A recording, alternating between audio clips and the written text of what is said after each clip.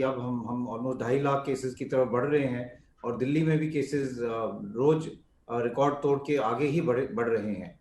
इस सब चीजों का ये मतलब है कि हमारे हेल्थ केयर फैसिलिटी पे ज्यादा से ज्यादा जोर पड़ेगा, ज्यादा बेड्स की जरूरत पड़ेगी, ऑक्सीजन पॉइंट्स की जरूरत पड़ेगी, वेंटिलेटर्स की जरूरत पड़ेगी।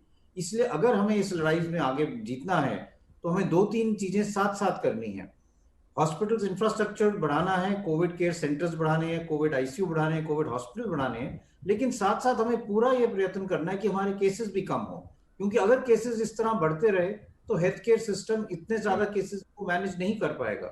इसलिए हमें एग्रेसिव एक्शन लेना है, चाहे हम कहें माइक्रो कंटेनमेंट करें, माइक्रो लॉकडाउन एरियाज बनाएं, टेस्टिंग ट्रैकिंग आइसोलेशन करें, या सख्ती करें जिससे कोविड अप्रोप्रिएट बिहेवियर बहुत एसेंशियल हो, क्राउड्स बिल्कुल ना इकट्ठे हों।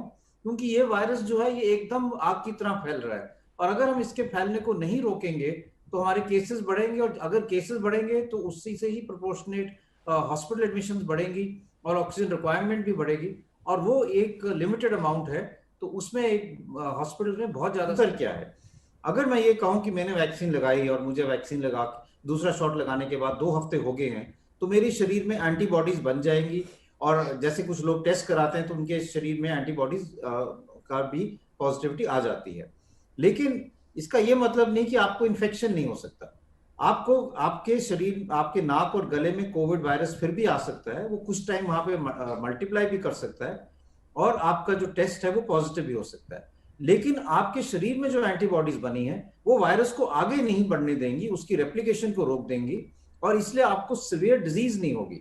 इन्फेक्शन हो सकता है लेकिन डिजीज नहीं होगी, आपको हॉस्पिटल में के एडमिशन की जरूरत नहीं पड़ेगी, आईसीयू जाने की जरूरत नहीं पड़ेगी, सिर्फ मामूली सी बीमारी होगी और वो उससे आप ठीक हो जाएंगे।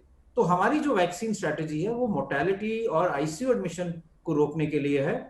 कुछ हद तक वैक्सीन जो है वो इन्फेक्शन से आपको प्रोटेक्शन देगी लेकिन 100% प्रोटेक्शन नहीं है। इसलिए हम इसीलिए कहते हैं कि वैक्सीन लगाने के बाद भी मास्क लगाना बहुत जरूरी है, क्योंकि वैक्सीन आपको तो माइल्ड डिजीज देगी लेकिन आप इन्फेक्शियस हैं और आप किसी और को बीमारी दे सकते हैं जिसको सीवियर इन्फेक्शन हो सकता है, सीवियर डिजीज हो सकती है। इसलिए बहुत जरूरी है कि हम ये समझे कि वैक्सीन जो है हमें सीवियर डिजीज से प्रोटेक्ट करेगी, माइल्ड या एसिम्प्टोमेटिक इन्फेक्शन से नहीं प्रोटेक्ट करेगी और हम कोविड पॉजिटिव हो भी सकते हैं। तो अगर हम देखें तो टीकाकरण का क्या हमारा मकसद क्या है। सबसे पहला मकसद टीका, सीवियर कोविड होने के चांसेस हैं, जो बुजुर्ग हैं या जिनको कोमॉर्बिडिटीज हैं उनको सबसे पहले वैक्सीनेट करें। उसके साथ साथ उन लोगों को करें जो हमारे हेल्थ केयर वर्कर्स हैं या जो फ्रंट लाइन वर्कर्स हैं, क्योंकि हम नहीं चाहते कि वो बीमार हो जाएं और फिर कोई पेशेंट को देखने के लिए कोई डॉक्टर ही ना अवेलेबल हो।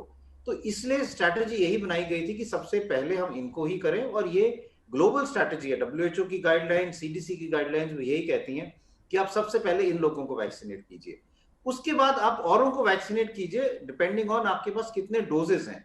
क्योंकि अगर हम देखें हमारी जनसंख्या बहुत ज्यादा है, अगर हम 18 साल से ज्यादा उम्र के लोगों की बात करें तो कम से कम वो 97 करोड़ लोग हैं। अगर हम उसका रफ आइडिया दें तो 100 करोड़ लोग हैं, तो हमें 200 करोड़ वैक्सीन की डोजेस चाहिए होंगी अगर हमने 2 शॉट्स देने हैं सारे 18 साल से ज्यादा लोगों को वैक्सीनेट करने के लिए। मान लो हम कहें कि 50% आए वैक्सीन के लिए नहीं आते, 50% भी दें तो भी हमें 100 करोड़ डोजेस चाहिए होंगे। हमारे पास इतने डोजेस नहीं है, दुनिया में ऐसी कोई देश नहीं है जिसके पास इतने डोजेस होंगे।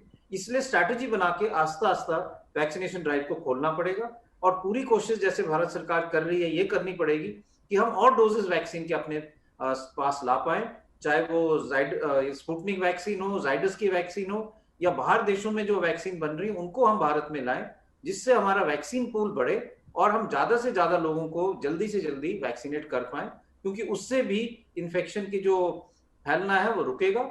लेकिन उसके साथ साथ जैसे आपने कहा 2 pronged स्ट्रैटेजी, कि हमें पूरी और स्ट्रैटेजी बनानी है कि कोविड को हम आगे ना बढ़ने दें, क्राउड्स को रोकें, कोविड अप्रोप्रिएट बिहेवियर को एग्रेसिवली फॉलो करें, कंटेनमेंट जोन्स बनाएं और टेस्टिंग, ट्रैकिंग, ट्रीटिंग और आइसोलेशन को पूरी तरह से करें।